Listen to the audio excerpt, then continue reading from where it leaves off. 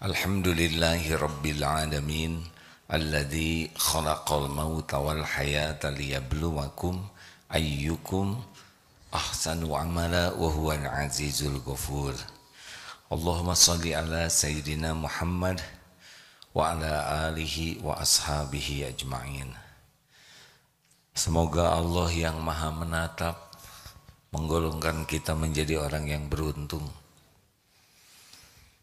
Di dunia beruntung, di kubur nanti di alam barzah beruntung, dan di akhirat juga beruntung. Kita bahas yang sudah pernah dibahas sebelumnya, surat Al-Asr. A'udzubillahi minasyaitonirrajim. Bismillahirrahmanirrahim. Wal asr. Innal insana lafi khusr illal ladzina amanu wa amilus solihati wa tawasaw bil haqq wa tawasaw bis sabr. Jadi orang beruntung artinya begini, innal insana lafi khusr, sesungguhnya setiap insan dalam kerugian kecuali 4. 1, amanu, orang yang beriman. Artinya apa? Orang yang paham kebenaran. Kalau orang tidak belajar agama, tidak paham kebenaran, tidak kenal Allah, tidak beriman kepada Allah. Yang kedua, wa amilus solihat, orang yang beramal soleh. Tidak ada keberuntungan dalam maksiat, tidak ada keberuntungan dalam dosa. Orang yang beruntung adalah orang yang aktivitasnya, waktunya jadi amal soleh. Syarat amal soleh 2, niatnya ikhlas. Yang kedua, caranya benar. Yang ketiga, orang yang beruntung itu, yang tidak rugi adalah tawasobil haqq, orang yang saling berwasiat dalam kebenaran. Yang keempat, tawasobis sabr, orang yang saling berwasiat dalam kesabaran. Jadi yang ke-1, ke-2 sudah sering dibahas. Yang ketiga ini, bagaimana kita akan menjadi beruntung ketika kita punya keterampilan menerima nasihat dan keterampilan menyampaikan nasihat dengan baik, dengan bijak. Ini kunci. Jadi hidup ini kalau ingin beruntung harus punya kemampuan menerima nasihat dan punya kemampuan memberikan nasihat. Mana yang lebih penting? Menerima nasihat dulu atau memberi nasihat dulu? Kalau tidak punya apa-apa tidak bisa memberi. Bagaimana teknik menerima nasihat yang baik? 1, kita harus menyadari bahwa kita ini, sadar diri namanya, kita ini makhluk lemah, makhluk bodoh, makhluk yang punya kekurangan, keterbatasan, yang kalau kita ingin jadi baik, kita memerlukan terus banyak nasihat. Benar? Yang kedua, yang pertama sadar diri ya, bahwa kita ini memerlukan. Yang kedua, kita ini meminta kepada Allah petunjuk. Ihdinas siratal mustaqim. Itu 17 kali dalam Fatihah kita doa, ya Allah berikanlah kepada kami jalan yang lurus, tunjukkan jalan yang lurus, jalan orang-orang yang Engkau beri nikmat kepadanya, bukan jalan orang yang Engkau murkai, bukan jalan orang yang sesat. Jadi kita tuh benar-benar minta petunjuk. Siapa orang yang diberi nikmat? Ada 4. 1, nabiyin, sudah tidak ada. 2, sidikin. 3, syuhada. 4, solihin. Inilah yang kita minta. Nah sekarang Allah mendengar tidak doa kita? Jawab. Dengar. Allah maha mengabulkan. Lalu Allah kabulkan doa kita minta petunjuk lewat siapa saja. Mungkin lewat guru, ulama, lewat orang tua, lewat suami, lewat istri, lewat anak, lewat berbagai jalan Allah memberikan kepada kita perbaikan, nasihat bisa lewat teman, adik, kakak, lewat bisa nasihat itu dalam bentuk hewan. Ada kucing, tiba-tiba kucing punya makanan diberikan kepada anaknya. Ini pun nasihat bagi kita. Ma khalaqta hadza batila. Tidak ada kejadian yang sia-sia. Oleh karena itu ketika datang nasihat, memang ada beberapa kemungkinan. Satu, nasihatnya benar, cara penyampaiannya baik, bijak. Ini yang paling enak. Tapi ada juga yang nasihatnya benar, tapi penyampaiannya tidak cocok dengan keinginan kita. Agak ketus, agak kasar. Ada juga yang nasihatnya tidak benar, tapi disampaikan dengan benar, dengan baik. Tapi isinya tidak benar. Ada juga yang isinya nasihatnya tidak benar, disampaikan dengan cara yang batil. Semua ini ujian bagi kita. Tidak semua nasihat enak. Ada juga yang tidak enak caranya. Bagaimana kalau nasihatnya enak, caranya enak, tambah syukur kepada Allah. Bagaimana kalau nasihatnya benar, tapi caranya tidak sesuai harapan. Berarti kita selain dapat nasihat, kita dapat ladang pahala sabar. Ladang pahala penggugur dosa. Kita jadi berguguran dosa kalau tersakiti. Kita bisa berlatih kesabaran, berlatih untuk memaafkan. Tidak ada ruginya, kan? Orang rugi itu orang yang tidak sabar. Jadi ketika datang nasihat lewat siapa saja, ini hati harus yakin ini terkabul doa. Ini yang saya minta. Ini yang saya perlukan. Perlukah kita sibuk bela diri? Perlukah kita sibuk memberikan alasan? Tidak. Aneh kita minta, ketika diberi malah tidak suka. Aneh. Kita minta kepada Allah petunjuk, ketika diberikan petunjuk kita malah jengkel, marah-marah, sibuk bela diri, bahkan menyalahkan. Apa ini? Lewat siapapun, kalau itu kebenaran, kita syukuri. Ini pasti wa ma bikum min ni'matin faminallah. Nikmat apapun yang datang padamu adalah dari Allah. Misalkan anak, bapak jangan sombong dong, jadi bapak misalkan. Perkataannya benar atau salah? Benar ini. Jangan sombong. Apa yang salah? Tapi ini datangnya dari anak kecil, yang balita, yang belum paham. Allah yang menggerakkan. Bu, jangan banyak omong ya Bu ya, kalau jadi orang. Siapa yang banyak omong? Saya dari tadi kan diam, sekarang juga masih diam. Terus saya ngomong. Enak aja nyebut saya banyak omong. Saya tuh bukan orang yang banyak omong, tahu. Saya tuh pendiam bakatnya. Dia aja yang buruk sangka. Terus saya ngomong. Coba kalau ada orang, Bu, jangan banyak omong. Benar atau salah ini? Kan benar. Tinggal evaluasi diri saja. Jadi kalau datang nasihat, syukuri terkabulnya doa. Kepada orang tidak usah sibuk membela diri, membuat alasan, tapi berterima kasih. Fokuslah kita mengevaluasi diri dan fokuslah memperbaiki diri. Apa sih kepentingan kita dalam hidup ini? Kan? Membela diri, ingin dipuji? Bukan. Yang penting bagi kita tiap waktu berubah jadi lebih baik. Mau apa saja dunia enggak ada masalah. Yang penting kita tiap waktu jadi lebih baik. Iya kan? Mau kita bodoh terus? Jelek terus sikap kita? Tidak mau. Nah sekarang ada orang yang jadi jalan. Kenapa kita sakit hati? Kenapa? Tahu kenapa kita sakit hati? Karena sombong kitanya. Tidak suka terhadap kebenaran. Kalau kita rendah hati, wa idza khatabahumul jahiluna qalu salaman. Perkataan kita baik-baik saja.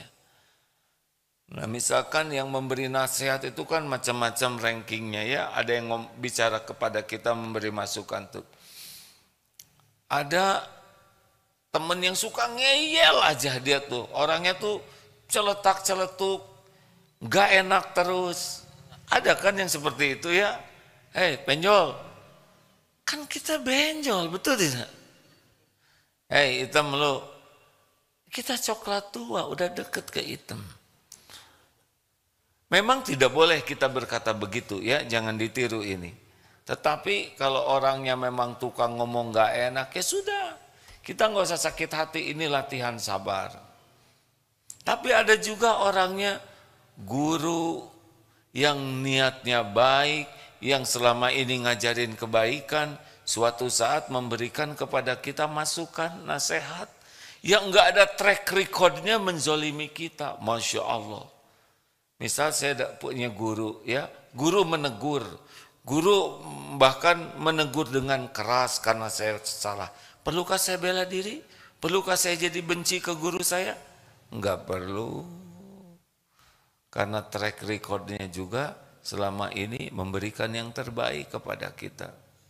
Kalau caranya kurang pas, ya berarti itu ada dosa kita di sana. Stop sibuk membela diri. Stop sibuk sakit hati. Apa perlunya sakit hati? Kan?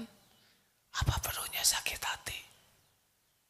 Kita minta nasihat, nasihat diberikan, terus sakit hati. Aneh, benar? Halo? Gak boleh.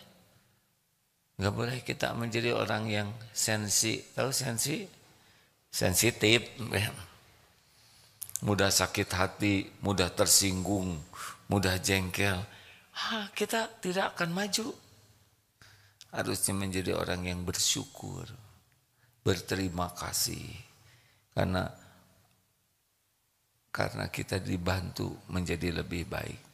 Contoh sederhana ginilah. Maaf ya, saya mohon maaf. Ada upil di sini. Tahu upil? Ada upil, ada unyil. Ini upil yang di sini nih. Kita enggak lihat. Apa yang kita perlukan? Pujian atau pemberitahuan tentang upilisme ini.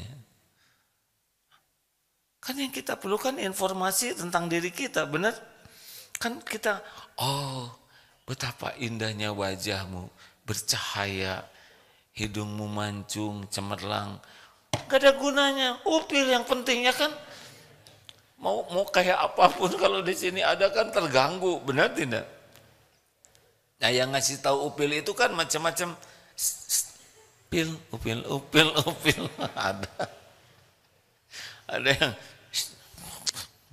Ada yang bawa cermin, bantu, macam-macam caranya dilihatin. Upil. Ada juga, kamu teh udah ngaca belum? Pakai dong matanya, itu upil. Ada yang nggak enak. Mana yang paling penting bagi kita? Perkataan orang atau informasinya? Informasinya. Jadi jangan, itu upil di hidung, pakai dong matanya. Kamu nih nggak bener banget sih, jangan ditiru perkataan ini ya. Ngaca-ngaca tapi nggak beres, tersinggung. Ngapain tersinggung? Yang penting upil, betul tidak? Ngerti tidak sih ini ada? Jangan-jangan ada upilan ya. Semuanya megang hidung. Cek izin Ustadz Miftah udah tersambung. Oh ya, Masya Allah. Pak Miftah silakan. Aduh punten pisan, terlalu semangat kurang lihat jam ya. Bagi sahabat-sahabat di MK FM, silakan bergabung 102,7 MK FM Bandung. Wilujeng Pak Miftah, mugi barokah. Alhamdulillah. Ya, bagi teman-teman, aduh mohon maaf nih kelewat barusan ya. Lanjutkan jangan. Jadi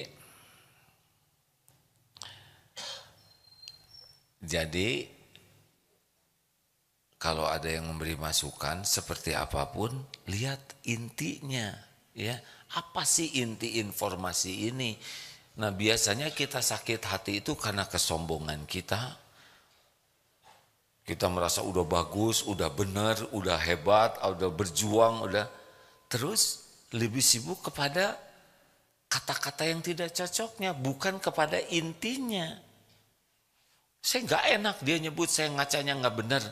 Bukan masalah itu, intinya kan info tentang si dia, ya kan? Nah, orang-orang yang kurang serius itu malah sering sakit hati. Lihat esensinya apa. Misal nih ya, kita sholat atau saya lah ngimamin tadi. Terus ada yang salah. Mungkin ada yang ngoreksinya baik-baik ya, tapi ada juga boleh jadi orang sahih yang benar tuh kamu sholatnya tadi bacanya salah, gak kayak gitu tuh, belajar lagi sana. Misal ya, kalau santri ada yang negurnya keras ya, sakit hati, pundung keluar dari pesantren, apa sih ini kan itu rezeki kita. Salah bacaan sholat, ada yang salah, lalu Allah menggerakkan orang untuk memberitahu kesalahan kita. Bukankah kita bersyukur? Kalau caranya ada yang tidak enak, berarti itu penggugur dosa. Berarti penambah pahala sabar. Berarti Allah melatih diri kita untuk menjadi lebih kuat. Harusnya bersyukur kepada Allah. Karena Allah memberikan tahu kekurangan kita, berterima kasih kepada yang mengoreksi dan datangi yang lebih bagus bacaannya, perbaiki diri. Sebaik-baik jawabannya adalah perbaiki diri. Jelas hadirin sekalian? Nggak ada lebay-lebayan, sakit hati apa-apaan. Belajar dong sama anak kecil. Anak kecil mana sakit hati? Nggak ada dendam-dendaman. Coba anak kecil balita, jangan minum di sini sayang, aduh kamu ini ngotorin. Udah dibilangin jangan ngotorin, tuh kan berantakan. Kan anak kecil kalau berantakan gimana? Apa pundung? Terus anak kecil itu terus buka lemari ya, saya mah. Padahal dia belum bisa jalan, ngerondang aja ke lemari. Ibu pagi marah, siang marah, beresin popoknya terus dibuntel pakai sarung, terus ngerondang keluar pergi, pundung. Ada nggak yang begitu? Berapa kali itu anak kecil dimarah ibunya, ya kan? Nggak pundung-pundung tuh, malah meluk lagi. Kalau bersih hati kayak gitu tuh. Tapi makin besar kita makin busuk hatinya, makin pundungan, ya kan? Dikit-dikit tersinggung, dikit-dikit sakit hati, dikit-dikit jengkel. Kapan bahagianya hidup ini? Kapan benernya? Kenapa tersinggung ini? Nyindir saya terus. Karena ada yang datang ke pengajian, pasti suami saya katanya laporan ke si AA, setelah nyindir saya terus. Siapa lagi? Nah Bapak Ibu, jadi satu yang harus kita latih dalam diri kita adalah menikmati kritik, saran, koreksi, sepedas apapun. Semuanya terjadi dengan izin Allah. Kita lebih suka dipuji, padahal pujian itu lebih bahaya daripada kritikan. Coba ya tadi Upil tadi di sini, penting dipuji atau penting dikoreksi? Jawab, koreksi. Dan kita nggak usah sibuk menjawab. Bu itu Upil, kamu jangan sembarang ngomong ya. Ngapain kita bela diri? Colek, beres, betul tidak? Colek, kalau astaga. Ya mau ngapain kita bela diri? Itu upil pada emang sengaja saya naruh upil di sini untuk menunjukkan apakah saudara peduli. Rabat. Jadi harus menikmati saran, kritik, koreksi, enggak usah sibuk bela diri. Nah begitulah hadirin, latihan yang penting kalau mau jadi orang beruntung, latihan menerima nasihat, latihan menerima kritik, sepedas apapun. Senyum saja, yakin ini datang dari Allah, lewat siapapun, bersyukur kepada Allah, berterima kasih kepada orang, balas dengan doa, fokus evaluasi diri, fokus perbaiki diri lillahi ta'ala. Tuh begitu. Jadi kita maju saja terus. Beda dengan orang yang tidak suka dikritik. Udah awet ya. Di sini opilnya awet. Enak aja kamu ngaca dong. Jangan mikirin hidung orang. Tetap awet di sini ya kan. Sembarangan ngomong hidung orang, upil. Kamu ngaca dulu. Jangan dulu ngomong orang lain sebelum ngaca. Apa-apaan ini kan? Apa-apaan? Udah dikoreksi balas mengoreksi, udah dinasehati balas menasehati. Ini sangat kekanak-kanakan. Kanak-kanak juga nggak begitu, ya kan? Ini sangat error.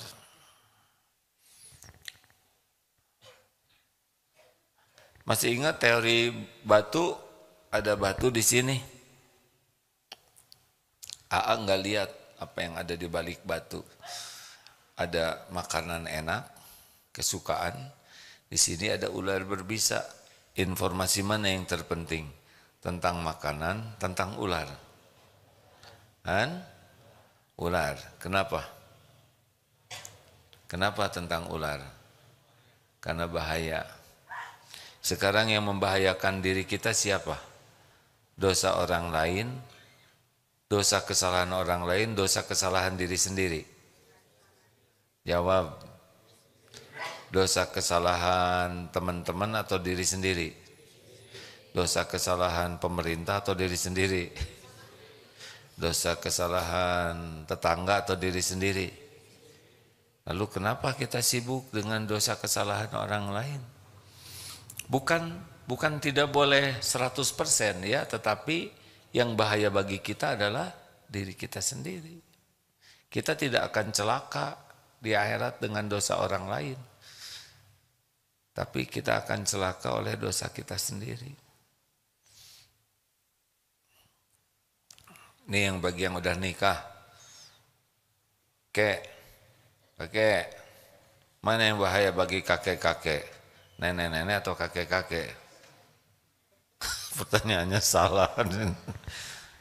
Kek, mana yang berbahaya bagi kita nih kek? Dosa kakek atau dosa nenek? Bagi kakek yang bikin dosa, salah ngomongnya nih. Begini nih kalau udah sama-sama kakek-kakek. Kek, halo. Mana yang membahayakan bagi kakek? Dosa nenek? Masih punya istri ada Pak? Ada. Dosa istri atau dosa diri sendiri kek? Dosa siapa? Mim, bunyiin dong Mim. Kasihan. Dosa siapa? Dosa diri sendiri. Betul. Salah. Kalau bagi lelaki dosa diri sendiri dan sebagian dosa istri jadi dosa kakek. Kenapa? Karena kita lelaki. Lelaki punya tanggung jawab memimpin keluarga. Ada dosa istri yang dipikul sendiri, tapi ada dosa istri yang kita pikul juga. Kenapa? Karena kita tidak ngedidik, tidak jadi contoh, tidak bisa memimpin keluarga dengan baik kita. Makanya kita harus lebih banyak lagi tobatnya. Apalagi kita udah kakek-kakek. Ya, siap kek? Siap. Kakek dari mana? Dari Padang. Dari Padang. Dan dari tadi kan? Ya. Pesantren di sini sama siapa? Saya sama istri juga. Ada sih. Ya. Istri jangan kebanyakan mikirin dosa kakek ya. Nanti di akhirat dihisab masing-masing. Usia berapa sekarang? 70. 70, Masya Allah. Paling senior berarti ya? Ada lagi yang tua lagi. Oh ada lagi kakaknya. Ini Oh, wah maaf ya. Ini santri baru ya? Baru berapa tahun Pak? Baru 78. Waduh, saya senang sekali ada masa keemasan ini. Karena kalau tidak ada pesantren masa keemasan Pak, saya jadi paling tua. Kan santrinya muda-muda semua. Tapi dengan ada kakek terima kasih ya Pak, saya jadi muda lagi. Usia 78, kenapa mau pesantren Pak? Persiapan untuk menghadapi kematian. Masya Allah, ini ciri kecerdasan kan begitu. Orang cerdas itu aksaruhum lil mauti dzikra. Orang yang paling banyak ingat mati dan paling baik mempersiapkan untuk kehidupan sesudah mati. Gimana rasanya usia 78 kayak? Alhamdulillah. Udah lama berarti di dunia ya kan? Tahun berapa jadi lahirnya maaf? 46. 46, alhamdulillah.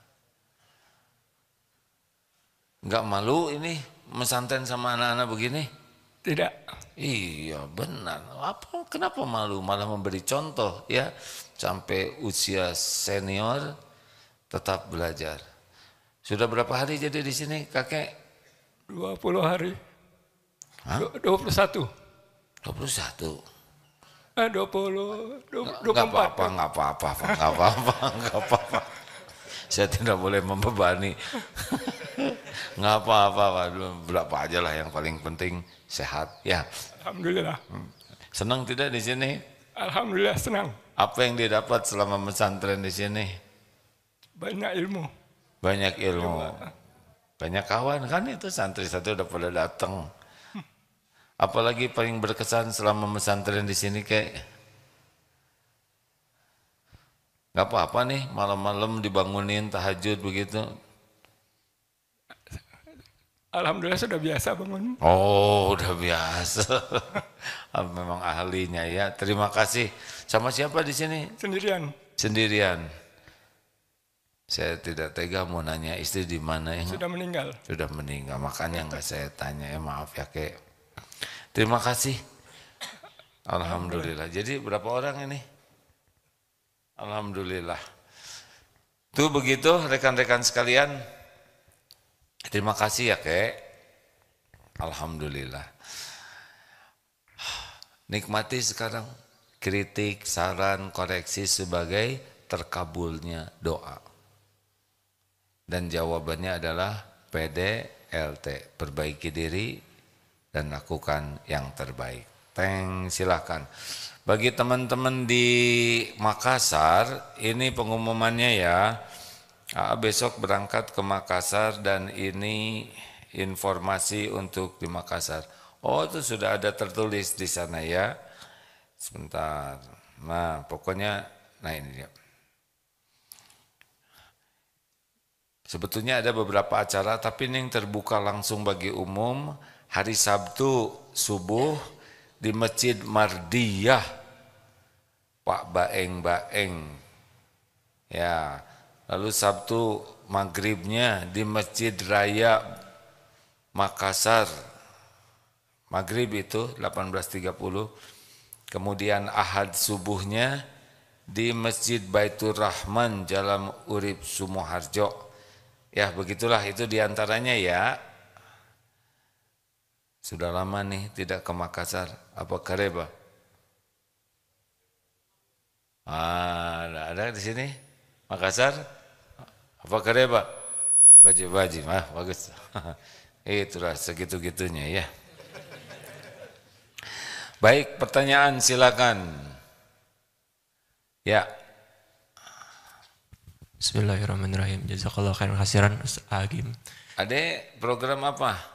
Tahfizul Quran. Tahfizul Quran baru ya? Baru. Alhamdulillah. Ya. Mudah-mudahan AA dan keluarga seluruh umat muslim dilindungi oleh Allah Subhanahu wa taala. Amin ya rabbal alamin ya Allah, alhamdulillah. Pertanyaannya Ustaz Agim terkait tadi AA menyampaikan bahwa nasihat ada yang baik dan ada yang buruk dan mungkin itu bisa datang secara bersamaan dari satu orang yang sama seperti itu. Lantas bagaimana sikap kita yang harus kita terima, tidak membela diri, tapi kapan juga kita harus membela diri untuk kebenaran seperti itu. Oh iya, mungkin tadi terlewat ya. Boleh jadi salah kita dinasehati tapi dengan sesuatu yang tidak kita lakukan. Yang penting adalah kita simak dulu dengan baik. Jangan memotong nasihat, karena kalau memotong kita belum utuh ya. Dan kita yakin ini kejadian terjadi dengan izin Allah sebagai ujian. Nasihatnya ada yang pas, ada yang kurang pas, dua-duanya ujian. Dan kita harus lulus. Bagaimana kalau kita dianggap melakukan sesuatu yang tidak kita lakukan? Jawab saja dengan baik-baik ya, tanpa emosional. Makanya kamu harus tahajud terus supaya kuat, padahal kita tahajud. Nah, mungkin perlu bantuan beliau. Alhamdulillah. Sampaikan saja, taufik Allah, saya dengan pertolongan Allah dalam seminggu itu tidak ada yang lepas. Dah lempeng saja. Makanya bayar zakatnya. Kita nggak usah jawab, tinggal keluarkan dari DT Peduli. Ini begitu. Kadang kita perlu memberikan fakta. Yang jangan itu emosional. Kalau emosional jadi kabur. Masalahnya jadi antara luka dengan luka. Tidak, ini fakta dengan fakta. Ya. Saudara harus disiplin dong. Kalau kerja yang rajin, disiplin. Nah, karena dia menyangka kita tidak disiplin, kita nggak usah sakit hati. Oh, ini ujian bagi saya dianggap sering bolos ke kantor. Tinggal bawa absensi. Alhamdulillah Pak, ini sekedar informasi. Dah sampaikan. Nggak usah Bapak, jangan banyak ngomong. Nggak usah gitu, nanti keluarin ya. Mungkin Bapak memerlukan data, kasih data. Nah, biasanya yang lebih ribetnya itu adalah perasaan dengan perasaan. Kan yang diperlukan adalah fakta, bukan perasaan, betul tidak? Maksudnya sampaikanlah fakta itu. Ada kalanya kita harus menjawab, tetapi esensinya apa gitu. Kalau menjawab juga hanya, dan kita menjawab ke orang yang tidak mau kalah, percuma, betul tidak? Ini orang udah merasa benar sendiri, ngomong sendiri, dan memang track recordnya begitu, ya udah nggak usah dijawab. Gini ya, misal ada orang yang menghina kita, dan dia emang kerjanya menghina ke siapapun, udah biarin aja. Orang tuh kan beda-beda, tapi ada orang nih, ini guru, baik, selalu berjuang ingin kepada kita kebaikan. Suatu saat guru ini menegur kita, terus kita sakit hati, ini enggak benar. Track record guru itu adalah melakukan yang terbaik buat kita. Lalu ada menegur kita dengan cara yang tidak cocok menurut kita. Terus kita pundung, ini tidak benar. Lihat track record guru ini. Lihat track record orang tua, bagaimana berjuang, berkorban, hanya kebaikan untuk kita. Kalau suatu saat mengatakan yang tidak cocok, kita nggak boleh nilai setitik, rusak susu satu tangki. Tapi emang dengan manusia kayak gitu. Nilai kita berbuat 10.000 kebaikan, kemudian kita melakukan satu kesalahan. Manusia cenderungnya lihat kepada kesalahan dan melupakan. Tapi kalau kepada Allah kita melakukan 10.000 kesalahan, terus kita melakukan satu perintah Allah dengan ikhlas sekali, itu bisa diampuni itu oleh Allah. Ya, tapi kita nggak usah sakit hati. Orang tidak berterima kasih, tidak apa-apa. Terus saja berbuat baik. Nah, kita berbuat baik bukan untuk diterima kasihi orang. Kita berbuat baik karena itulah amal kita. Begitu deh. Jangan emosional, intinya mah itu. Ya, pertanyaan selanjutnya ada? Ibu Ngacung? Ya. Bapak, gilirannya Pak ya, nggak apa-apa.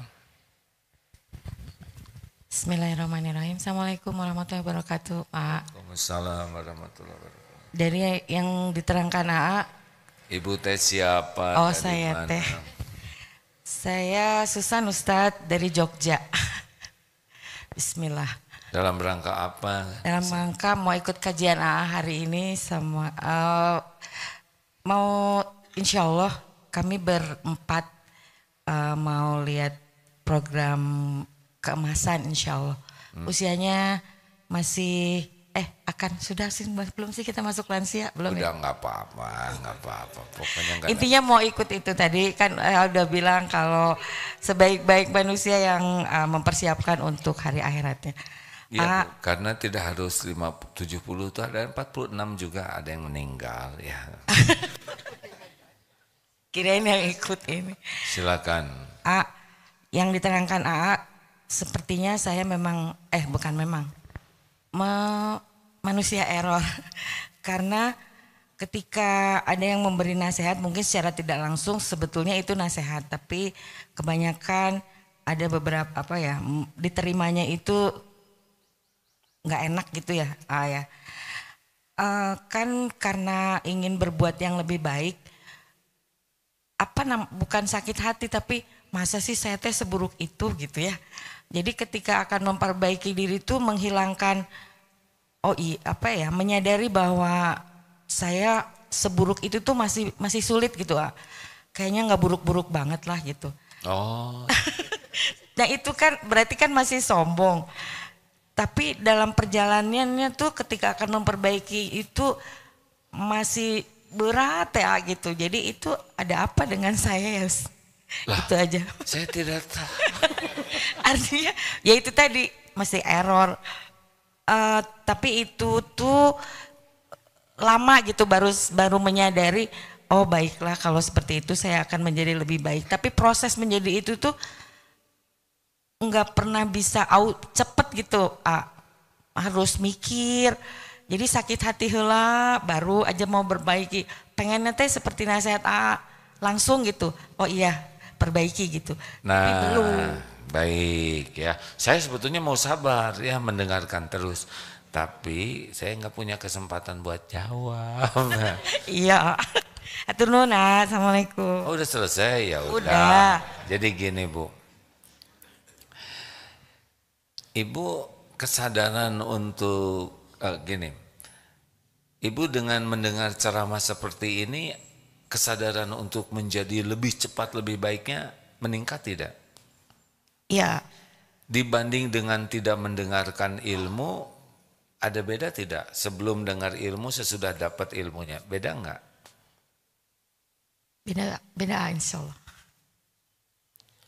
Kurang nendang nih. Beda, tapi kan kalau ama baik ngasih nasihatnya.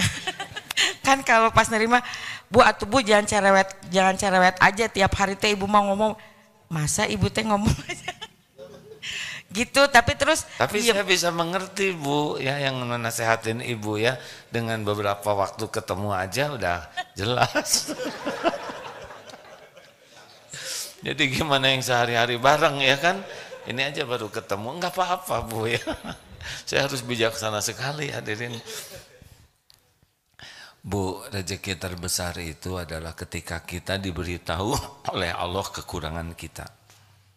Berarti ciri orang yang bekal tobat itu adalah dia menyadari kekurangannya.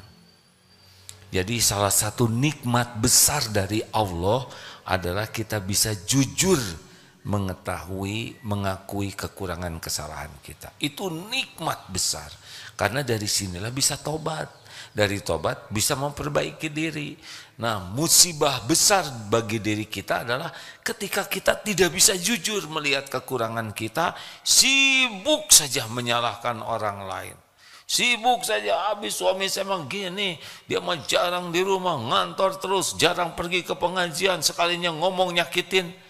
Itu nggak ada guna sama sekali. Ya pernah ada ibu-ibu tukar pikiran, anaknya belum baik akhlaknya. Saya nyebutnya belum baik ya, bukan tidak baik. Karena siapa tahu sekarang sudah jauh lebih baik dari kita-kita. Anak saya tuh nakal sekali. Terus menurut ibu kira-kira apa nih penyebabnya anak? Yang pertama anak ini jadi jelek kelakuan adalah bapaknya. Tegas aja bulat gitu. Suami saya tuh ngantor terus, kerja terus, jarang di rumah. Sekali ke rumah pulangnya udah malam, ngomel-ngomel, gak ada yang bagusnya sama sekali. Saya tuh bener-bener gak kasih contoh, habis tuh suaminya tuh. Dan kelihatan puas sekali tuh. Udah gitu siapa lagi Bu? Yang kedua ini penyebabnya sekolahnya. Padahal dia nyekolahin di sana. Ya. Emang sekolahnya sekolah Islam tapi borju, duit melulu, pamer, ngambek, budal sepertinya tuh. Dah, ada lagi Bu, sebetulnya saya tidak begitu fokus kepada jawabannya ya, tapi bagaimana polanya. Yang ketiga ini teman-temannya, ini ngaco, dasar anak-anak orang kaya, orang didik, ngambek ke orang tua muridnya. Ini anak-anaknya tuh pamer aja, pamer sepatu, pamer HP, pamer kendaraan, nggak ada yang benar. Puas tuh ngomongin anak orang. Ada lagi Bu, teknologi sekarang ini zaman error, zaman ngaco, ngambek ke teknologi. Gara-gara HP anak saya jadi kaget terus ngambek. Udah jelas kalau gitu. Kira-kira masalahnya apa Bu? Masalahnya apa kira-kira? Dirinya sendiri. Ya Ibu itu. Jadi kalau orang sudah sibuk aja orang lain yang salah, udah itu musibah besar. Gak bisa lihat kekurangan diri. Kalau gak bisa lihat kekurangan diri, terus apa yang mau diperbaiki lah dia aja nggak ngaku ya. Bedanya penyakit hati dengan penyakit lahir, kalau penyakit lahir tuh ngaku, sakit gigi, aduh saya pusing, mau udah ngaku bahkan sering didramatisir ya, udah gitu ngaku dan mau berobat, mau bayar. Tapi orang berpenyakit hati, boro-boro ngaku, dikasih tahu aja ngambek, bahkan nyerang sama yang ngasih tahu. Itu cirinya penyakit hati dan tidak bisa bahagia. Cirinya kita tidak benar itu adalah GTA, galau tiada akhir, sengsel, sengsara selama-lamanya, liwe lieur wae, begitulah. Terima kasih rekan-rekan. Asar nanti kajian di sini. Insya Allah nanti malam kajiannya agak khusus, yaitu tentang ayat kursi. Ya, harusnya dengan membaca ayat kursi iman kita tuh menguat. Tapi setan harusnya takut, tapi kita malah takut sama setan lagi. Ya. Padahal sambil baca ayat kursi itu sambil lari. Nah inilah yang kita coba meyakini Allah dengan ayat kursi. Silakan kajiannya nanti malam Jumat di Darut Tauhid dan bisa disimak di media sosial. Subhanakallahumma bihamdik asyhadu alla ilaha illa anta astaghfiruka wa atubu ilaik. Assalamualaikum warahmatullahi wabarakatuh. Makasih semuanya ya. Yang di Zoom terima kasih semuanya ya, maaf nih. Pamitan ya.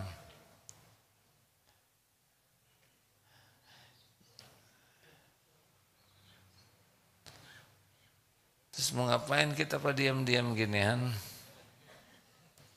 Hai santri akhwat, apa kabar? How are you? Nice to meet you. How about your parents? It's okay? Alhamdulillah. Are you hungry? Good. Yeah. What do you want to do? Sleep. Yeah, I know that. Yeah. Look at that.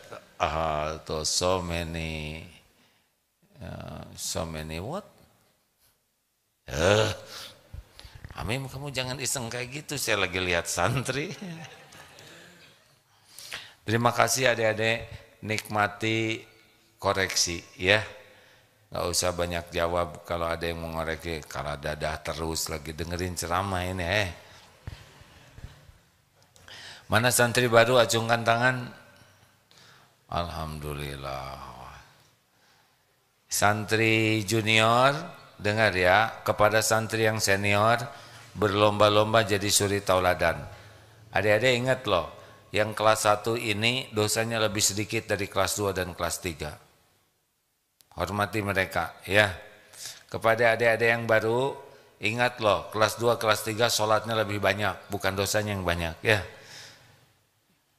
Amalnya lebih banyak. Orang tidak pernah rugi dengan menghormati orang lain. Terima kasih. Assalamualaikum warahmatullahi wabarakatuh. Ya silakan kembali ke tempat ya.